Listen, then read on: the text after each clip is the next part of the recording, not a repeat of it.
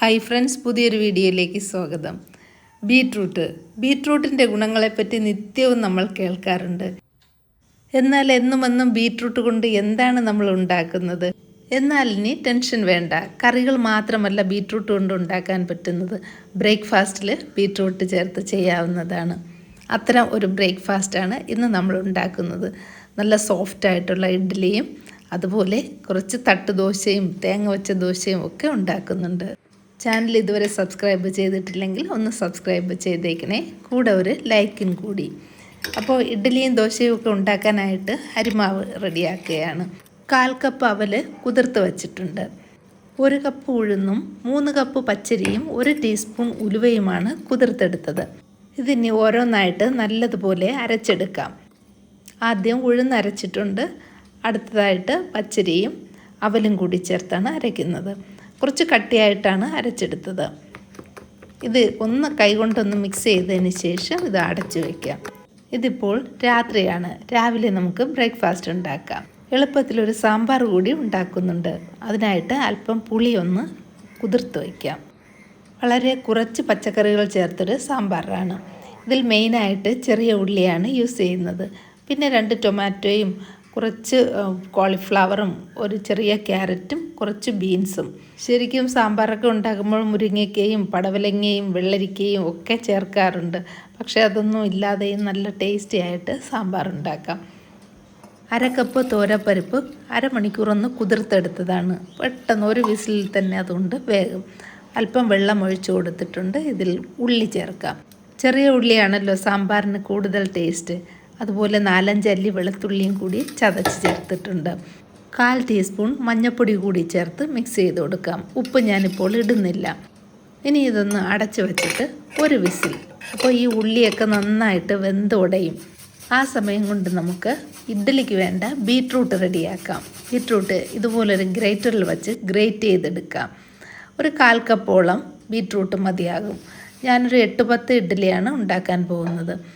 മാവ് നല്ലതുപോലെ പൊങ്ങിയിട്ടുണ്ട്. നല്ല ചൂടല്ലേ, ഒരു 4 മണിക്കൂറിൽ തന്നെ മാവ് നന്നായിട്ട് പൊങ്ങും. അത്രമാത്രം ചൂടാണല്ലോ ഇപ്പോൾ. ഈ മാവൊന്ന് നന്നായി മിക്സ് ചെയ്തതിന് ശേഷം ഇതിൽ നിന്ന് കുറച്ച് നമുക്കൊരു പാത്രത്തിലേക്ക് മാറ്റാം. രാവിലെ എണീറ്റ ഉടനെ തന്നെ മാവ് ഇങ്ങനെ ഒന്ന് മിക്സ് ചെയ്തതിന് ശേഷം ആവശ്യത്തിനെടുത്തിട്ട് ബാക്കി ഉടനെ തന്നെ ഫ്രിഡ്ജിൽ വയ്ക്കണം. അപ്പോൾ കൂടുതലിരുന്ന് പുളിച്ചു പോവുകയില്ല. ടേസ്റ്റിനനുസരിച്ച് ഉപ്പ് ചേർക്കാം. ഇതിലിനി ബീട്രൂട്ട് ചേർക്കാം. ബീട്രൂട്ട് അല്പം കൂടിപ്പോയാലും കുഴപ്പമില്ല, കുറഞ്ഞാലും കുഴപ്പമില്ല. ഇതുപോലെ തന്നെ നമുക്ക് ക്യാരറ്റൊക്കെ ചേർത്തിട്ടും ഇഡ്ഡലി ഉണ്ടാക്കാം. ഇഡ്ഡലിക്ക് നല്ലൊരു മണവും രുചിയും കൂട്ടാനായിട്ട് 1 പച്ചമുളകും 1 കഷ്ണം ഇഞ്ചിയും കൂടി ഒന്ന് ചതച്ച് ചേർക്കാം.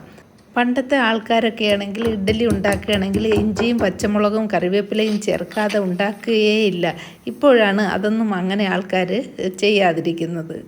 പക്ഷേ ഇങ്ങനെ ഇഞ്ചിയും പച്ചമുളകും ഒക്കെ ചേർക്കുമ്പോൾ അതിൻ്റെ ടേസ്റ്റ് ഒന്ന് വേറെ തന്നെയാണ്.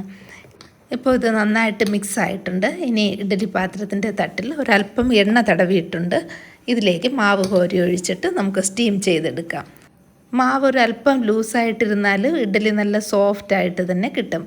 8-10 മിനിറ്റ് മീഡിയം ഫ്ലെയിമിൽ സ്റ്റീം ചെയ്തെടുക്കാം. സാമ്പാർ ഉണ്ടാക്കാനായിട്ട് വെച്ച പരിപ്പ് ഇപ്പോൾ റെഡി ആയിട്ടുണ്ട്. കുക്കർ ഓഫ് ചെയ്ത് വെച്ചേക്കായിരുന്നു.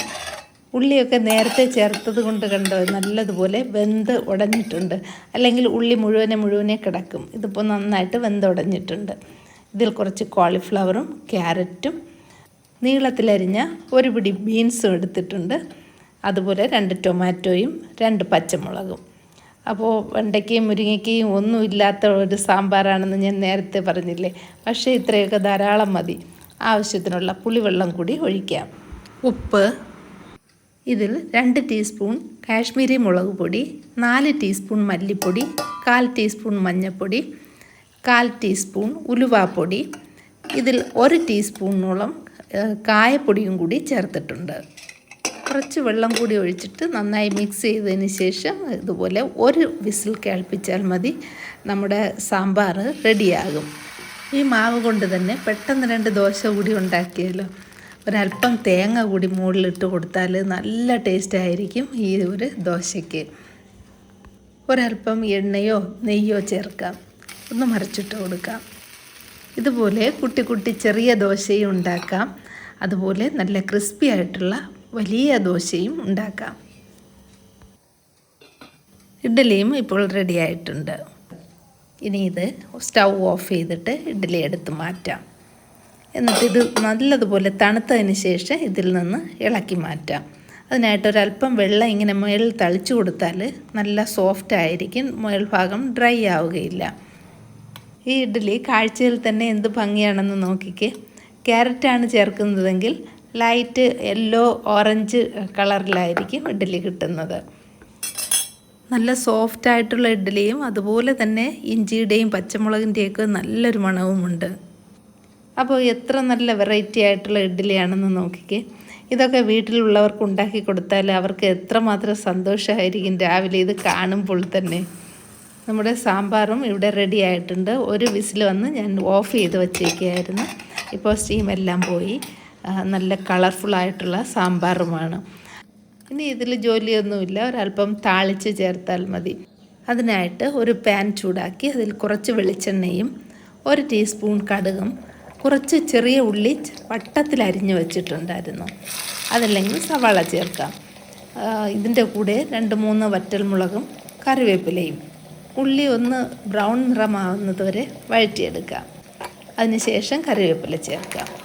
എണ്ണയൊക്കെ ഇഷ്ടാനുസരണം ചേർത്ത് സാമ്പാറിൽ കടുക് വറുത്തൊഴിച്ചാൽ നല്ല ടേസ്റ്റായിരിക്കും. പക്ഷേ അധികം ഒന്നും നമുക്ക് ഒഴിക്കാൻ പറ്റുകയില്ലല്ലോ. സാമ്പാറിന് ഞാൻ ഇത്രയൊന്നും ഒഴിക്കുകയില്ല, കുറച്ച് ഞാൻ ചട്നിക്കും കൂടി മാറ്റി വയ്ക്കുകയാണ്. ചട്നി ഉണ്ടാക്കാനായിട്ട് തേങ്ങ, പട്ടാണിക്കടല, ചെറിയ ഉള്ളി, പച്ചമുളക്, ഉപ്പ് ഇത്രയുമാണ് ചേർത്തത്. നല്ലൊരു സാമ്പാർ വെച്ചാൽ വീട് മുഴുവൻ മണക്കുമെന്ന് പറഞ്ഞ് കേട്ടിട്ടില്ലേ? അതിന് പ്രധാന കാരണം കായവും മല്ലിയിലയുമാണ്. അപ്പോൾ മല്ലിയില കുറച്ച് നന്നായിട്ട് തന്നെ ചേർക്കാം. അപ്പോൾ ചെയ്യാൻ ബുദ്ധിമുട്ടൊന്നുമില്ലല്ലോ. സാധാരണ ഫ്രിഡ്ജിൽ അവശേഷിച്ചിരിക്കുന്ന എന്തെങ്കിലുമൊക്കെ പച്ചക്കറികളുണ്ടാകും. അതുകൊണ്ട് തന്നെ നല്ല ടേസ്റ്റി ആയിട്ടുള്ള സാമ്പാർ ഉണ്ടാക്കാം. അതുപോലെ തന്നെ ഇഡ്ഡലിയും ചമ്മന്തിയുമൊക്കെ വളരെ പൗഷ്ടികമായിട്ടുള്ളതും നിത്യേന നമുക്ക് കഴിക്കാൻ പറ്റുന്നതുമായിട്ടുള്ള വിഭവങ്ങളാണിത്. കുട്ടികൾക്ക് ഉച്ചഭക്ഷണമായിട്ട് ഇത് കൊടുത്തയക്കാൻ പറ്റുന്നതാണ്. അവർക്കത് ഇത്രയും വെറൈറ്റി ആയിട്ടുള്ളതൊക്കെ ആകുമ്പോൾ കുട്ടികൾക്ക് നല്ല ഇൻട്രസ്റ്റ് ആയിരിക്കും കൊണ്ടുപോകാനും ഫ്രണ്ട്സിൻ്റെ മുന്നിൽ വെച്ച് കഴിക്കാനുമൊക്കെ. നാളെ തന്നെ ഇതൊന്ന് ട്രൈ ചെയ്ത് നോക്കുക. ഉണ്ടാക്കാനൊരു ബുദ്ധിമുട്ടുമില്ലെന്ന് മനസ്സിലായില്ലേ? വീഡിയോ ഇഷ്ടമായെന്ന് വിചാരിക്കുന്നു. ഇഷ്ടമായെങ്കിൽ ലൈക്ക് ചെയ്യുക, ഷെയർ ചെയ്യുക, കമൻറ്റ് ചെയ്യുക. വീണ്ടും പുതിയൊരു വീഡിയോയിലൂടെ കാണാം. സബ്സ്ക്രൈബ് ചെയ്യാൻ മറക്കരുത്. Thank you for watching Mother's Cooking Lab.